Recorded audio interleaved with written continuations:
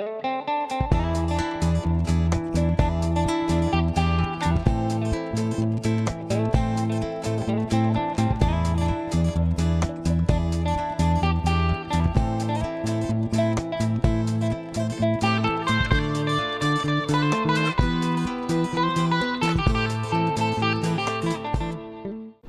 les makers, CrazyDoob avec le troisième opus de notre série sur l'Arduino. Donc après vous avoir présenté comment installer, à quoi sert l'Arduino, etc. Enfin voilà, on va s'attaquer aujourd'hui à un premier programme tout simple, à savoir comment activer, désactiver une sortie. Voilà, donc comme je vous avais dit, l'Arduino c'est tout simplement une carte avec des entrées et des sorties, comme un petit automate. Donc s'il y a des entrées-sorties, il faut apprendre à les utiliser. Donc ce que je vais faire aujourd'hui, c'est vous présenter deux façons d'activer ou désactiver une sortie. Donc d'une manière entre guillemets 0 ou 1, donc en digital, et également en analogique, c'est-à-dire avec une valeur variable, c'est-à-dire faire un fade américaine d'une sortie, voilà, une sortie variable tout simplement. Donc pour cela, je vais pas commencer à m'embêter à recréer des programmes qui existent déjà tout faits, donc je vais me rendre en fait dans Fichier exemple. Je vais charger dans les basics, donc on a différents petits programmes. Donc le premier, ça va être un simple clignotement. Donc on va ouvrir le programme, l'analyser un petit peu ensemble et le tester. Donc toute la partie du haut, ce sont des commentaires. Donc ça vous permet de voir un petit peu comment justement saisir des commentaires avec un slash et une petite étoile et étoile slash pour fermer les commentaires. Donc là en l'occurrence on n'en a pas besoin, donc je vais nettoyer. Donc ici on vous explique à quoi correspond le void setup et le void loop. Donc le void setup en fait c'est pour simplifier un endroit où vous allez pouvoir définir des actions qui vont être effectuées une seule fois au démarrage de l'Arduino. Donc quand je dis démarrage, ça sera valable également à chaque fois que vous effectuerez un reset, donc avec le petit bouton qui se situe à différents endroits sur la carte ou directement en fait sur la pin correspondante, qui est juste ici en bas, le petit reset. Donc voilà, on va pouvoir mettre une série d'actions à cet endroit-là. Qui vont s'effectuer, s'effectuer une seule fois. Ensuite, vous allez avoir le void loop. Donc là, en fait, ce sera la boucle, donc loop, qui est une boucle, bien sûr, donc qui est la boucle principale, c'est-à-dire que le programme va venir boucler, tout simplement, de la manière suivante. Donc elle va réatteindre à chaque fois le début du loop pour atteindre la fin du loop. Donc ici, en fait, on mettra notre programme à proprement parler. Donc à savoir qu'on pourra générer nous à notre tour derrière des autres boucles, forcément. Mais voilà, en gros, on lancera toutes les actions à répéter dans cette boucle. Donc ce qu'on voit dans le setup, ici on est sur un programme très, très simple, on va devoir définir pour les différentes entrées et sorties qu'on va utiliser, le type justement d'entrée et sortie qu'on souhaite. À savoir que là, on va utiliser la petite LED qui est sur la carte. Donc ici, qui est appelée LED built-in ou 13. Moi, j'ai plutôt l'habitude de travailler avec 13. En fait, sur la carte, le D13, donc la sortie D13, est raccordé en fait à la petite LED. En fait, on a une petite série de LED, comme j'avais présenté précédemment, le RX, le TX, donc pour la communication, etc. La LED allumage et également la petite LED L qui est raccordée au 13 en fait. Donc soit on met built-in, soit 13. Moi en l'occurrence je mets 13, c'est ma petite habitude. Ça, les commentaires on va les virer. Deuxième façon de noter un commentaire, quand vous n'avez qu'une ligne de commentaire à noter, vous faites 2 fois slash, tout simplement. Ensuite, pour un clignotement, on comprend bien qu'il va falloir allumer la LED. Donc c'est le rôle du digital write. Donc le digital write, c'est activer une sortie ou éteindre une sortie. En gros, on va écrire vers la sortie de manière digitale. Donc comme je disais tout à l'heure, 0 ou 1, c'est-à-dire éteint ou allumé. Pour le variable, ce sera un petit peu différent. Donc on va faire un digital write, donc on fait attention de bien respecter les majuscules, ça c'est important. On va remplacer, on avait notre LED built-in jusque là, mais non, on va mettre 13, puisque moi j'ai défini 13. Et on va le mettre en high. H-I-G-H, donc comme état haut, donc allumé. Donc on voit bien ici avec les petits commentaires qu'on va allumer la LED. Voilà. Ensuite, on va mettre un petit délai d'une seconde pour que notre LED reste allumé une petite seconde. On va enlever les commentaires également. Ensuite, on va refaire un digital write de la même façon sur le pin 13, mais en low cette fois-ci, c'est-à-dire éteint. Donc en voltage, donc tension haute ou tension basse, tout simplement en anglais. Et on va refaire un nouveau délai de 1000. Voilà, une fois que vous en êtes rendu ici, vous avez votre premier programme qui est prêt à être envoyé. Ce qu'on va maintenant faire, on va utiliser, vous avez vu le petit effet quand même d'arrivée de l'USB, je trouvais ça assez sympa. On va pouvoir brancher Arduino. Donc si vous avez vos enceintes allumées, c'était pas le cas, je viens de le faire, vous allez entendre l'Arduino qui se connecte. Normalement, voilà, on a entendu un petit bruit. Donc là je suis raccordé. Du coup je peux partir sur outils. Ça je vous l'avais présenté déjà, hein. Type de carte. Là en l'occurrence j'ai un Arduino Uno. Donc je vais chercher Arduino Genuino Uno. Voilà. Le port. Je disais tout à l'heure, enfin dans la précédente vidéo, c'était pas tout à l'heure, j'ai tourné un autre jour, c'est vrai en plus. Voilà, donc dans le port, si vous avez un doute, vous débranchez.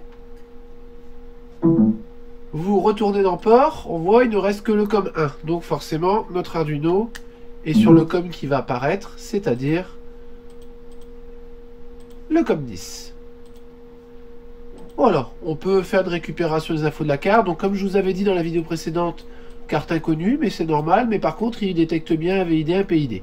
Donc là, ça veut dire que c'est bien connecté. De toute façon, il retournerait une erreur si c'était pas le cas. Une fois que c'est fait, je peux aller sur mon petit bouton ici téléverser ou alors croquis téléverser. Bon, en l'occurrence, je vais passer par le petit bouton. Voilà, donc j'attends quelques secondes.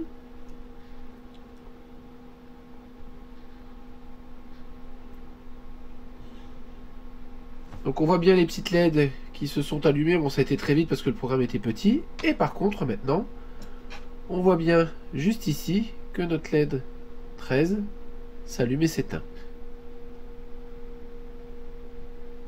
À savoir que maintenant, l'Arduino, il peut être branché, enfin, il est indépendant, c'est-à-dire qu'il a son programme. Maintenant, on peut l'alimenter en direct en 5 volts ou via la petite prise. Donc là, j'avais retiré pour les besoins d'un précédent projet.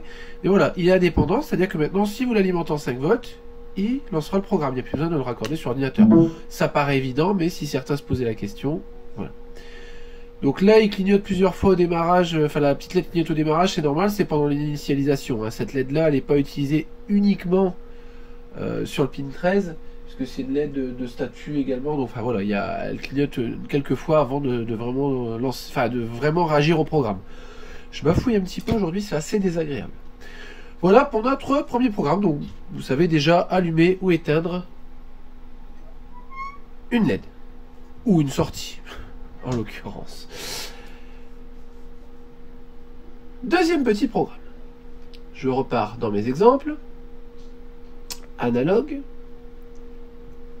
Et là, je vais mettre... Je vais même partir sur digital, pardon. Non, c'est ça, sur l'analogique. Je cherchais et en même temps, j'aime bien me planter. Je sais qu'il y en a qui aiment bien ça. Donc, j'ai pris l'analogue. Donc, je remonte. Analogue. Fading. Voilà. Donc, mon précédent... Je vais le fermer, j'ai pas besoin de l'enregistrer. Et on va analyser celui-ci. Donc vous allez voir qu'on est quand même assez proche. Notre programme. Donc on va supprimer comme tout à l'heure les commentaires. Hop, ça on s'en fiche. Donc comment ça se passe? Tout à l'heure je vous parlais qu'il y avait le setup, donc où on peut venir définir des choses. À savoir que on peut également définir des éléments avant le setup, donc des éléments d'initialisation. Ici, on vient indiquer que la variable, donc c'est-à-dire que la variable, c'est voilà, on attribue une valeur à un chiffre, enfin voilà, une valeur à un nom qu'on va pouvoir réutiliser dans le programme. Donc, on déclare une valeur en int. Alors là, c'est une notion un petit peu différente. Vous verrez par la suite que les variables, on peut les définir de différentes façons. Donc int, qui est un integer, donc qui est un chiffre sans décimale. c'est-à-dire de 0 à autant, mais voilà, c'est un chiffre sans décimale. J'essaie de simplifier, hein. Je commets volontairement quelques erreurs, mais voilà, en gros, ça vous permet voilà, de définir quand vous avez une petite valeur, 0, 1, 2, 3, 250, voilà. Ça permet de la définir et d'alléger en fait la mémoire qui est utilisée dans le programme. C'est une notion que vous rencontrerez un petit peu plus tard dans les programmes, mais voilà, en gros, on définit la variable de cette façon-là. Là, on sait que la valeur va être petite, donc on définit letPin comme un integer, donc une valeur sans décimale, qui vaut 9. C'est-à-dire qu'en gros, le pin de base qui est utilisé, c'est-à-dire le pin étant la sortie que je vais utiliser, sera le pin 9. Moi, en l'occurrence, je préférerais utiliser le 13, tout simplement pour réutiliser la petite LED embarquée. Pour le moment, j'ai pas envie de vous bassiner avec le montage sur plaque d'essai. On est vraiment sur un petit programme. À savoir que cette déclaration-là, on aurait très bien pu le faire dans le setup également. C'était pas gênant. Ici, je vais supprimer les commentaires et vous définir ça. Donc, on part dans le loop, forcément. On va avoir ici la fonction qu'on appelle for. For, c'est une fonction en fait qui va permettre de faire évaluer, enfin de lancer une tâche en fait, un nombre de fois donné, mais en ayant un compteur intégré. C'est-à-dire, moi je veux que ma valeur fad value, donc qui est la valeur d'intensité lumineuse de ma LED, elle aille de 0, qu'elle reste toujours inférieure ou égale à 255, et que cette valeur, elle soit augmentée de 5 à chaque tour. Je pense que je suis assez clair. Donc je définis une boucle, c'est-à-dire que de 5 en 5, on va augmenter la valeur de fad value. Une fois que ce sera terminé, on quittera la boucle for. Je parlais d'une boucle, donc on va retrouver exactement dans le même principe que le void loop, une boucle ici à l'intérieur, avec des actions qu'on va venir effectuer tant qu'on n'a pas quitté la boucle. On va donc reprendre, contrairement au digital write de tout à l'heure, un analog write. C'est-à-dire que là, on va écrire une valeur analogique entre 0 et 1024. 1023 me diront certains. On va donc faire un analog write sur notre letPin qu'on a défini tout à l'heure. Hein. Et la valeur qu'on va attribuer à cette pin, ça va être notre fad value. Donc qui est juste ici, fade value. Bon, je vais essayer de pas trop franciser pour pas me faire taper sur les doigts. On va mettre un petit délai de 30 millisecondes. Et en gros, notre programme va faire monter la valeur progressivement de sortie de la LED, nous allumer la LED progressivement, toutes les 30 millisecondes en fait, de 5 points de valeur. On comprendra du coup très facilement la deuxième partie. On a juste inversé ici le fade value, donc on va commencer à 255, s'assurer qu'il reste toujours supérieur ou égal à 0, et le faire baisser de 5 points par tour. Le reste du programme sera rigoureusement le même.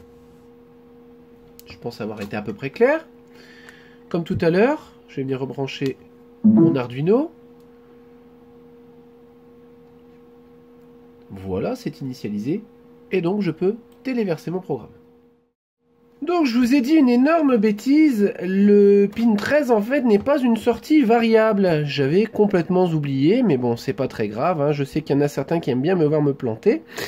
En fait sur votre carte, pour repérer les sorties variables, vous avez tout simplement une espèce de petite vague à côté du numéro de la carte. Donc je pense que c'est présent à peu près sur tous les Uno, là je suis pas sur un vrai Arduino, hein, je suis sur une copie chinoise. Mais voilà, après pour rappel, sinon vous recherchez pinout, hein, comme d'habitude, pinout, Arduino Uno, vous allez retrouver le schéma avec la petite vague, il n'y a pas de problème. Là en l'occurrence, les pins en PWM, donc le PWM étant une sortie variable, on va avoir le 11, 10, 9, 6, 5 et 3. Donc je vous ai dit une bêtise tout à l'heure, hein, j'étais parti sur letPin 13, c'était une aberration. Donc je vais repartir tout simplement sur le letPin 9, retéléverser plutôt le programme. J'ai pris ma petite LED ici, hein. ce que je vais faire, je vais la raccorder du coup en direct, puisqu'on n'aura pas du tout de LED de statut. Donc je vais me mettre le plus forcément sur le 9 et la masse sur l'autre. Alors je vais essayer de bien le mettre. Bon, surtout faites pas ça chez vous, on met toujours une résistance sur une LED. Là je ne l'ai pas mis, honte à moi. Voilà, et donc là on voit bien notre LED qui s'allume et qui fade. Donc à savoir que, bon, c'est bien beau, hein, vous allez me dire ouais, d'allumer et éteindre une petite LED comme ça.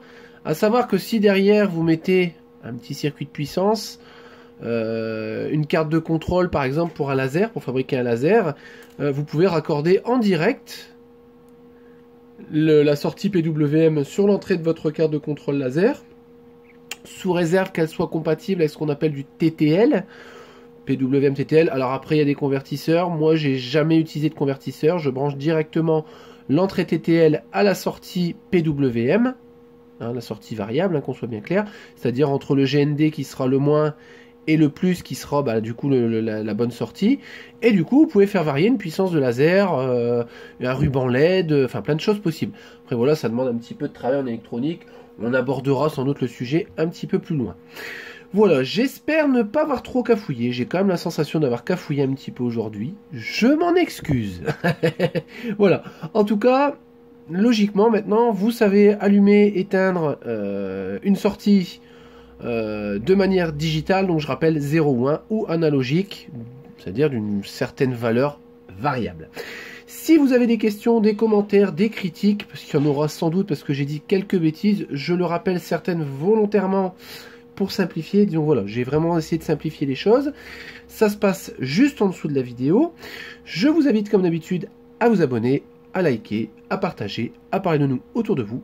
Et je vous dis à bientôt pour de nouvelles vidéos.